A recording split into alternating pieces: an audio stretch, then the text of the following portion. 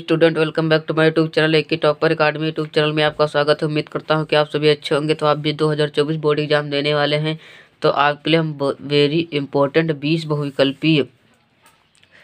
बहुविकल्पी प्रश्न आज हम इस वीडियो में डिस्कस करेंगे, जो आपके एग्जाम के लिए 22 फरवरी को आपका एग्जाम है, इसमें ज़रूर पूछा जाएगा। आप इन सारे प्रश्नों को ज़रूर तैयार कर लेना और प्रश्नों को तैयार करने के बाद उनको एक नोट्स बना लेना। नोट्स करने में आपको याद करने में बहुत आसानी होती। क्या याद करने में बहुत ही आसानी होती। और हम आपको ट्रिक बताने वाले, क्या ट्रिक बताने वाले हैं, याद कैसे कर सकते हैं, कैसे याद कर सकते हैं, इस वीडियो में आज हम अच्छे से डिस्कस करेंगे। तो हम इसमें 20 बहुविकल्पी डिस्कस करेंगे। देखते हैं हमारा पहला बहुविकल्पी प्रश्न क्या कहता है। तो अभी तक वीडियो को लाइक नहीं किया तो लाइक कर लो, और चैनल पर नए हो तो चैनल को सब्सक्राइब कर लो। इस चैनल पर 2024 बोर्ड एग्जाम की संपूर्ण तैयारी कराई जाती है, हैंड राइटिंग PDF नोट्स के साथ। कक्षा 12 हिंदी बहुविकल्पी प्रश्न 22 फरवरी को आपका पेपर है, और परीक्षा में ज़रूर ही पूछा जाएगा आपके बोर्ड एग्जाम में। तो हमारे चैनल को अभी तक सब्सक्राइब नहीं किया तो सब्सक्राइब कर लो, एक टॉपर अकाडमी। तो देखते हैं हमारा पहला प्रश्न क्या कहता है। भारत दुर्दशा रचना है। भारत दुर्दशा किसकी रचना है, आप लोगों को बताना है। जयशंकर प्रसाद, भारतेंदु हरिश्चंद्र जी, मुंशी प्रेमचंद, प्रताप नारायण मिश्र। आप लोगों को जिसकी जिसकी रचना आती हो हमें कमेंट करके बताएं। भारत दुर्दशा रचना है वो है भारतेंदु हरिश्चंद्र की। किसकी है? भारतेंदु हरिश्चंद्र की। जो भारत दुर्दशा रचना है, इसके जो लेखक हैं वो भारतेंदु हरिश्चंद्र जी हैं। हमारी दूसरी रचना खड़ी बोली की रचना है। हमारा दूसरा प्रश्न है खड़ी बोली की रचना है कौन से? सतसई, पृथ्वीराज राजसो, प्रेम सागर या गोरा बदल की कथा। तो आप लोग इसका आंसर जानते हो तो हमें कमेंट में बताएं। इसका जो सही और राइट आंसर होगा खड़ी बोली की रचना, वो होगा गोरा बदल की कथा, गोरा बादल की कथा। देखते हैं हमारा अगला प्रश्न क्या कहता है। तीसरा प्रश्न है मथुरा के पुरातत्व संग्रहालय के अध्यक्ष पद पर कार्यकाल वाले निबंधकार थे। जो मथुरा का पुरातत्व संग्रहालय के अध्यक्ष पद पर कार्य वाले निबंधकार कौन थे? कन्हैयालाल मिश्र प्रभाकर जी, सरदार पूर्ण सिंह, हजारी प्रसाद द्विवेदी, वासुदेव शरण अग्रवाल। जो मथुरा के पुरातत्व संग्रहालय के अध्यक्ष पद पर कार्य करने वाले निबंधकार थे, तो आपके तो इसके जो है वो हैं वासुदेव शरण अग्रवाल जी। कौन है?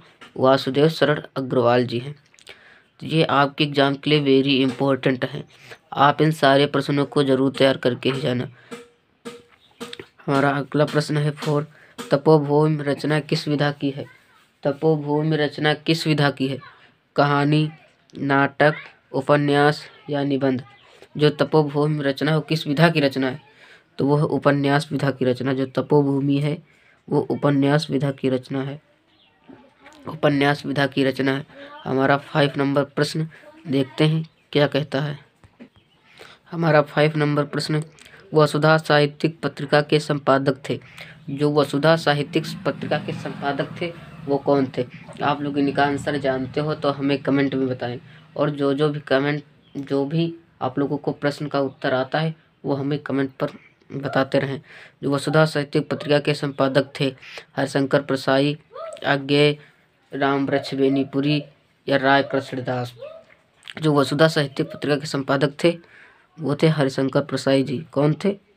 हरिशंकर प्रसाई जी थे। हमारा 6 नंबर प्रश्न है जो आपके एग्जाम के लिए वेरी इंपॉर्टेंट है। रीतकाल का दूसरा नाम क्या है? रीतकाल का दूसरा नाम क्या है? श्रृंगार रस, व्याकरण काल, भक्ति काल या काव्य शास्त्र काल। तो जो रीतकाल का दूसरा नाम है वो है श्रृंगार काल। क्या है? श्रृंगार काल। देखते हैं हमारा अगला नंबर प्रश्न क्या कहता है। हमारा 7 नंबर प्रश्न है समकालीन कविता के प्रमुख कवि हैं। समकालीन कविता के प्रमुख कवि हैं तो कौन है? भूषण, मुक्तिबोध, रहीम या धूमिल। जो समकालीन कविता के प्रमुख कवि हैं वो है मुक्तिबोध। कौन है? मुक्तिबोध।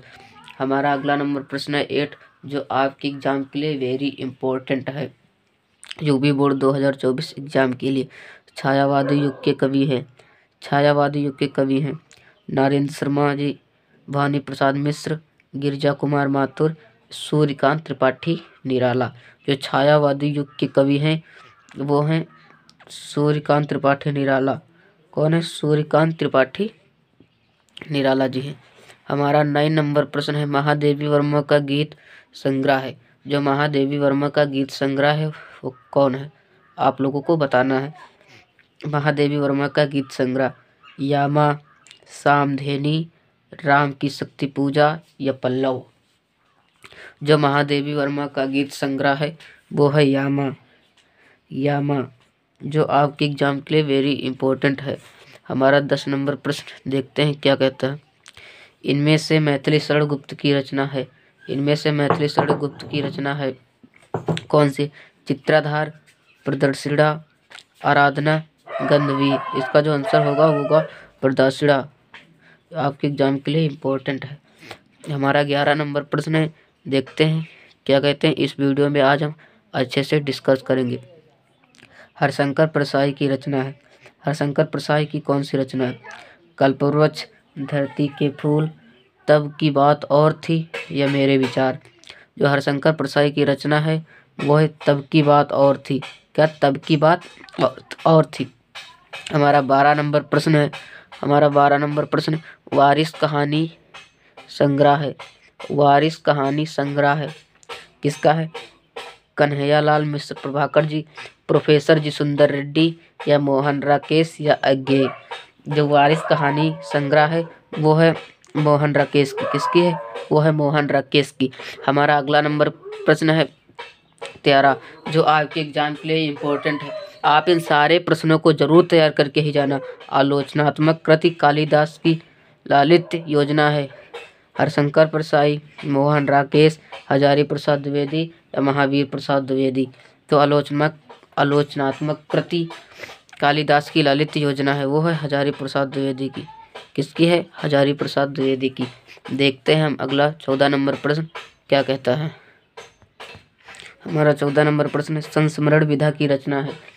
संस्मरण विधा की रचना है, दीप जले शंख बजे, बाजे पायलिया के घुंघरू, अरे अरे यायावर रहेगा याद, तब की बात और थी। जो संस्मरण विधा की रचना है वो दीप जले शंख बजे। किसके?